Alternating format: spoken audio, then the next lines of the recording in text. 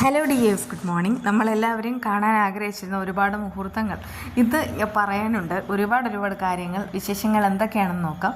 ഡ്രൈവറെ എല്ലാവരും കൂടെ വളഞ്ഞിട്ട് ചോദ്യം ചെയ്യാണ്. സത്യങ്ങൾ അറിയണം, പൊരുളറിയണം. പക്ഷെ അയാൾ പറയുന്നൊരു കാര്യമുണ്ട്. ഈ പറയുന്നവർ പറയുന്നൊന്നും എനിക്കറിയില്ല. ഞാൻ മാനസ മേഡത്തിൻ്റെ ഓഫീസിൽ പോയിരുന്നു, അത്ര മാത്രമേ എനിക്കറിയാവൂ. അല്ലെങ്കിൽ എൻ്റെ അച്ഛൻ എന്നോട് പണ്ട് മുതലേ പറഞ്ഞിട്ടുള്ള ഒരു കാര്യമാണ്, ഒരിക്കലും മോഷ്ടിച്ച് ജീവിക്കരുതെന്ന്. ഞാൻ ആ ഒരു പാത തന്നെയാണ് പിന്തുടരുന്നത്. ഞാനൊരു തെറ്റും ചെയ്തിട്ടുമില്ല.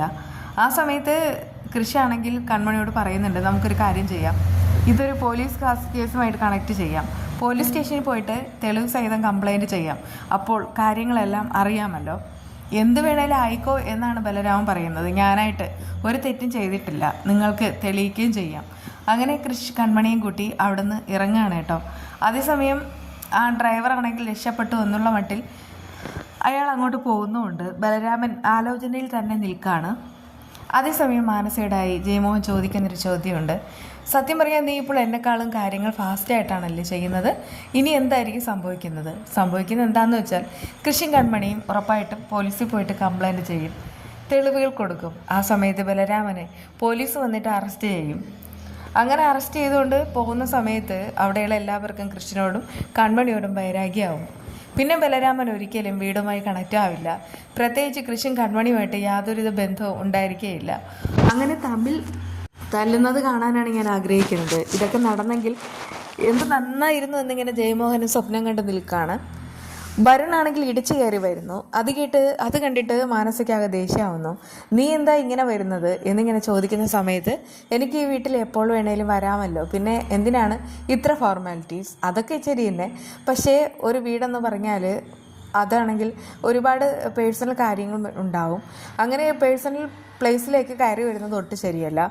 എന്നു മുതലാണ് നിങ്ങൾക്ക് ഇങ്ങനെയൊക്കെ തോന്നി തുടങ്ങിയതെന്ന് വരുൺ ചോദിക്കുന്നു. മാനസ പറയാണ്, അച്ഛാ നമുക്ക് പോകണ്ടേ, 10 മിനിറ്റിനുള്ളിൽ തന്നെ നമുക്ക് പോകണം, എന്തായാലും നമുക്ക് റെഡി ആയിട്ട് വരാം. ഇതിനിടയ്ക്ക് ഇവനെ എന്താണെന്ന് വെച്ചാൽ പറഞ്ഞിട്ട് പോക്കോട്ടെ.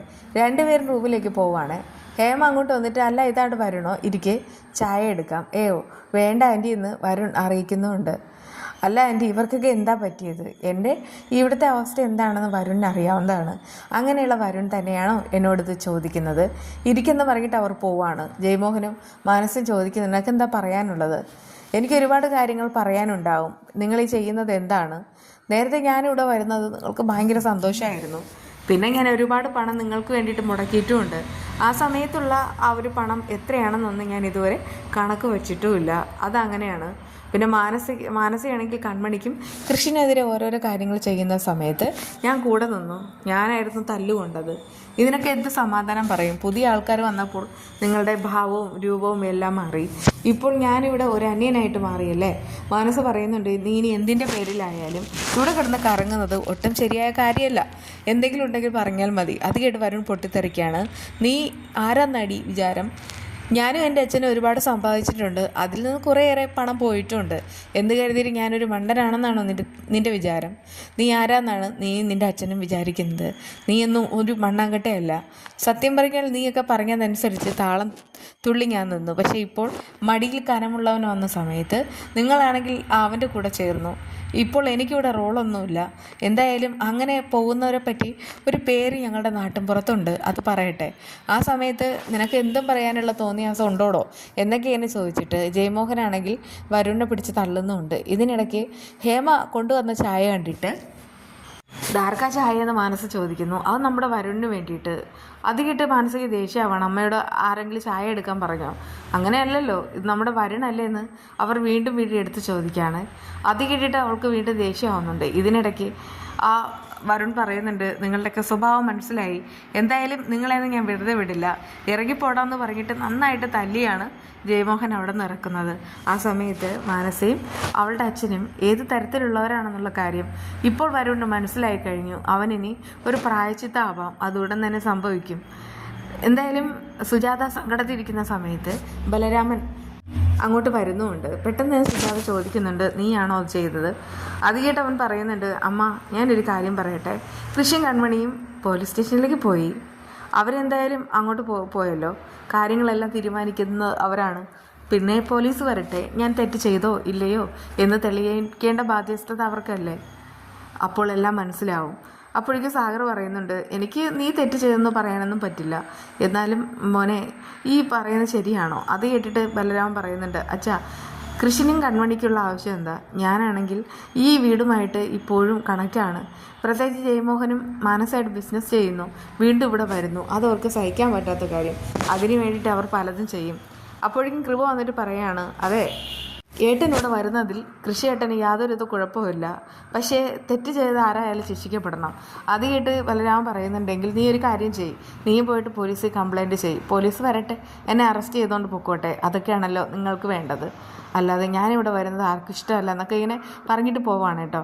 ആ സമയത്ത് സാഗർ പറയുന്നുണ്ട്, കൺമണി കൃഷ്ണൻ പറയുന്നു തെളിവുണ്ടെന്ന്, എന്നാൽ ഇവൻ ഇതെന്താ ഇങ്ങനെ? ഈ വീട്ടിൽ നേരത്തെ ആണെങ്കിൽ കുറച്ച് സമാധാനവും സന്തോഷവും ഒക്കെ ഉണ്ടായിരുന്നു, ഇപ്പോൾ നാൾക്കുനാൾ കഴിയുന്തോറും ഇങ്ങനെ ദുസ്സഹമാണ് എന്നൊക്കെ ഇങ്ങനെ പറഞ്ഞിട്ട് നിൽക്കുന്നുണ്ട്. അതേസമയം കൺമണി കൃഷ്ണനോട് പറയുന്നുണ്ട്, നമുക്ക് പോലീസ് സ്റ്റേഷനിലേക്ക് പോകാമെന്ന്.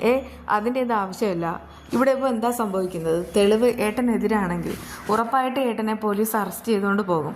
അങ്ങനെ ചെയ്തുകൊണ്ട് പോയാൽ അമ്മയ്ക്കായിരിക്കും ഏറ്റവും കൂടുതൽ സങ്കടം.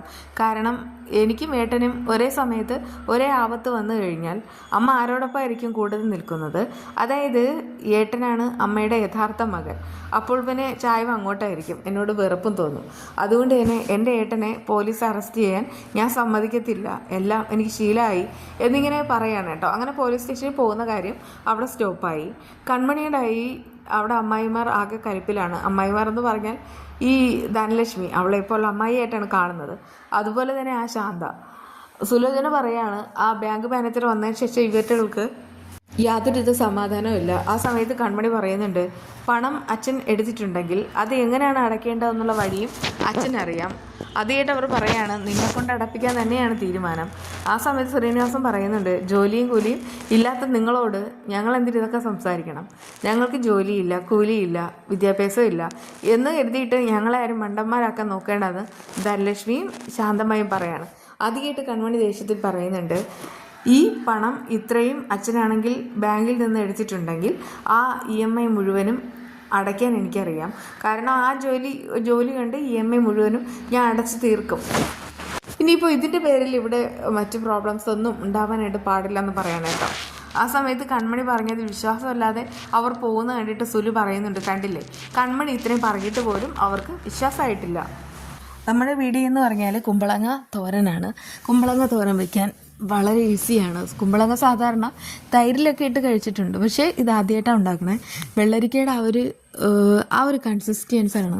എന്തായാലും ഇത് ചെറുതായിട്ട് കട്ട് ചെയ്യുക, കുറച്ച് എണ്ണ ഒഴിക്കുക, എന്നിട്ടാണെങ്കിൽ കടുക് പൊട്ടിക്കുക, കറിവേപ്പിലയും ചെറിയ ഉള്ളി ഇടുക, എന്നിട്ട് കുമ്പളങ്ങ ഇടുക, നന്നായിട്ട് വഴറ്റി കൊടുക്കുക.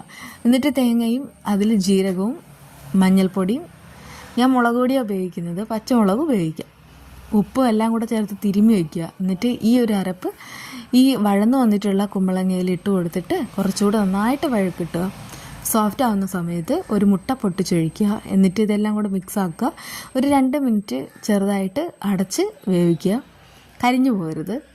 എടുക്കുന്ന സമയത്ത് ഭയങ്കര മണവും ടേസ്റ്റി ആയിട്ടുള്ള കുമ്പളങ്ങ തോരൻ റെഡി. വീണ്ടും കാണാം. ബൈ.